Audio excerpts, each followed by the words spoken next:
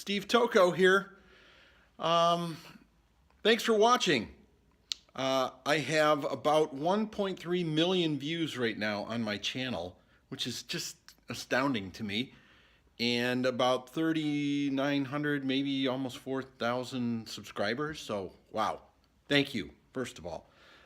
Okay, a lot of people send me requests and leave comments about my studio, quote, studio. Well, I figured I'd answer those questions with a little video of my studio. So are you ready? Here we go. I always refer to myself as a weekend warrior wannabe. Well, I call it a high-end hack drummer because I do play okay, but certainly not a full-fledged professional. But yeah, and what's interesting is that my recording gear is equally hack. Okay, I'll start with my microphone setup. These are my overheads. A very old Bayer microphone there, and then I have a sort of a broken EV mic. Those are my overheads. Okay, and then a mishmash of other stuff. SM57 on the hi-hat and on the snare drum, and then these are some inexpensive mics I bought from some Chinese company that, you know, I ordered online, and they're here on the toms. That's actually a bass drum mic that I put on this tom here. And my kick drum, I actually am using this for my live shows and live gigs, but it's the Shure Beta 91A. It's a really high quality mic. It's probably the most expensive mic I have. Okay, my trusty mixer. This is what I put all the microphone inputs into, and it's a very old Yamaha MG16/6FX. It's analog, and it's, like I said, it's pretty old. I think this might be 20 years old, and it's got the 12 inputs, and it's got three-way EQ and faders and so forth. But the most interesting thing about it is that it has these little guys here with these RCA out and RCA in. So I plug in my iPhone, which has my music that I play along with. So that goes into here. So the iPhone gets plugged in here. This little 1/8" mini plug, it goes right into that, and I mix it into one of these channels here, and then it goes out from here into my camera. And the camera is an equally old Zoom Q4. I don't even think they make this model anymore, but this is what I use, and everything goes from the mixer.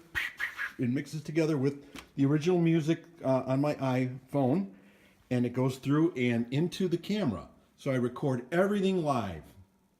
And the reason I chose this camera is because it has this little feature here, which is the gain input. You put it on manual, and you can select how it's attenuated, high, medium, or low. I don't know if you can see that. But that allows me to play the music and mix it in the camera so it doesn't overload. And that's a big deal. And it's all digital, there's no tape. But this is the camera that I use. So that's an overview of my electronic recording gear, ending up with the camera.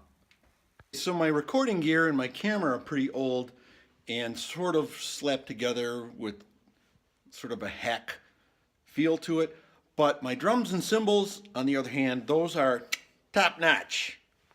My kit consists of mostly Yamaha. I'm a Yamaha hack artist, as I say.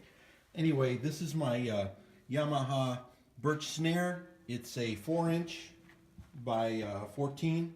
And then I've got Yamaha recording customs here, 10, 12, 14, and a 16. And because I'm old now, I can't have my cymbals up high, so I put the 14 right here on a stand, so that I can put my ride cymbal here and I don't have to lift my arms up too high.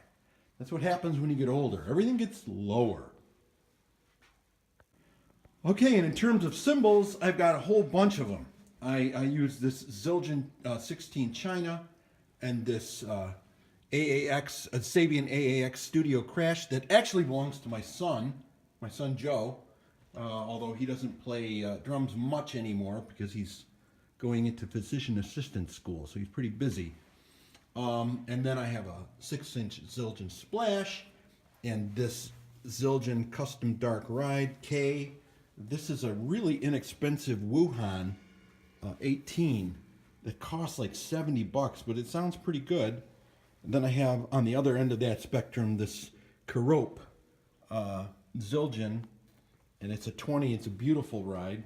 Got kind of a dark jazzy tone to it. And then my K custom hybrid hi-hats. These are the 13¼ inch. You guys know how guitar players are with their stuff. Most guitar players I know have like 10 guitars, and they're constantly buying new ones and trading them out. And I make fun of them often, but I shouldn't, because I'm just as bad in my own way with cymbals. It's really stupid. Look at all these cymbals that I have in these different cases. These are all, oh my God, there's different rides. There's Zildjian 18 Crash Ride, and there's this Sabian hand cymbal, and this Sabian Crash, and another Zildjian Crash, and a Paiste Flat, and a Meinl. That's right, this Meinl is amazing. Whoa. Shaky camera, everybody. This is that Byzance Vintage Pure Light Ride.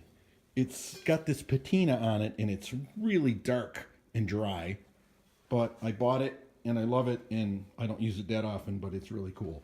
This is a K, a Zildjian Constantinople 22-inch high bell, medium thin, low ride. Man, that's a lot of words. But what's most important about the words on this cymbal are these right here, signed by none other than Keith Carlock, everybody. Here's another special cymbal that has a story to it. Many years ago, I think it was 1990, Dave Weckl was in Detroit, and he did a drum clinic, and I attended it. And I love Dave Weckl and his playing and his drumming, and he's been an inspiration to me. But it was held at a drum shop.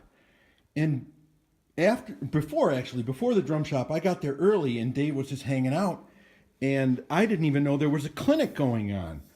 I walked in, and there's Dave Weckl standing there. It was like blew my mind. Dave, wow, I'm a huge fan. What's going on? Whoa, we're doing a drum clinic here in a little while. Oh, then I'll hang out. So I waited for it to start. In the meantime, I said, you know what? I'm here to buy a cymbal.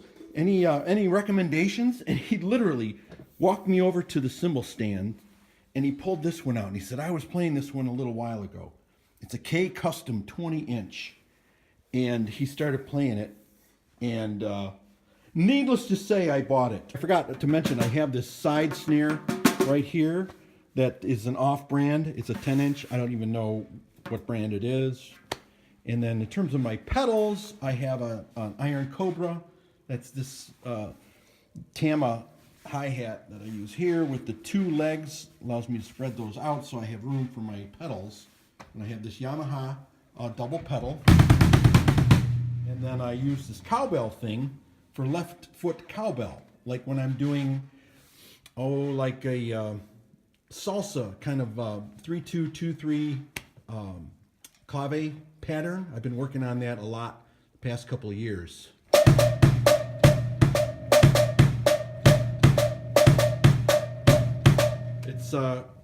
It's tricky. I do have some piano covers. I play piano by ear. My son Michael had the idea to buy this for me a couple of years ago for my birthday, so my wife and my son Joe and Michael pitched in and bought this for me. And by the way, those of you out there, my son Michael, it's Michael Tocco. He is a fantastic musician, singer, songwriter, producer, vocalist extraordinaire. Check him out. Michael Tocco, Tocco. His stuff is on, it's on Spotify. It's on iTunes, Apple Music, and look for him on YouTube. He's trying to make a go of it with music, so I'm plugging him just to help him out. This drum head dates back to 1979. That's right. That's the year I started playing drums. I think it was June of 1979. And I'm into sailing, small boat sailing, so I painted one of the drum heads with this little sailboat. And then the next year, I got another bass drum and started working with a double kick drum set, and I painted this one. And you'll notice that is dated 1980. Almost identical. Am I something? What an artist. And yet another story. That's my band. Well, it was my band, American Band. We are a classic rock, and new country cover band. And we play around Detroit, have a pretty good following, and somehow, have you ever heard of a band called Grand Funk Railroad? Yeah, I did too. And apparently they heard of us because last year their lawyer contacted me through email, sent me a nasty cease and desist order saying that American Band is actually trademarked by Grand Funk Railroad. Yeah, they're now called Grand Funk Railroad, the American Band. So they gave us, a very short period of time to cease and desist and change the name of our band. Really weird. I mean, why would a big national act like Grand Funk come after a bar band from Detroit? Anyway, there's the story of the drum heads and my studio space. Oh, look at the lighting, by the way. Isn't that amazing? I use these cheap tin spotlight things with standard issue light bulbs. So I invested heavily in my lighting gear as well. But there you have it. The Steve Tocco YouTube drum cover channel studio tour. Thanks for watching. Thanks for supporting me. Subscribe if you haven't subscribed already to my channel. And again, check out my son, Michael Tocco. Michael Tocco. I'd love to see him get some support that he deserves. He's a real musician. I am self-taught and I'm a hack. Michael went to college for music. He's really good. He reads music, he writes, he produces, he sings. So check him out if you can. Thanks again, and we'll see you soon. Bye-bye.